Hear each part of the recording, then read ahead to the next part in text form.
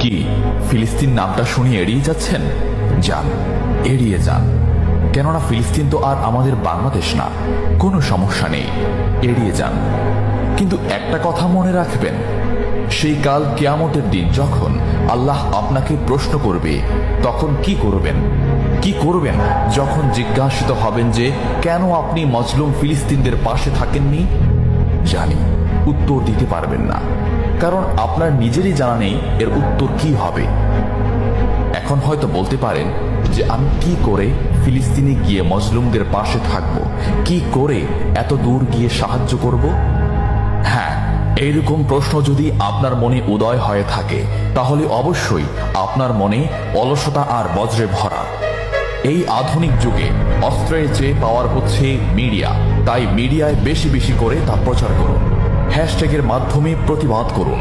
এই ক্ষুদ্র প্রতিবাদ একদিন অনেক বড় প্রতিবাদ হয়ে দাঁড়াবে। বিজয় একদিন ইসলামেরই হবে ইনশাআল্লাহ।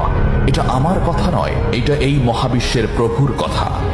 একটা কথা মনে রাখবেন, ক্ষুদ্র ক্ষুদ্র বালিকণা, বিন্দু বিন্দু জল গড়ে তুলে পাহাড় পর্বত, সাগর অতল।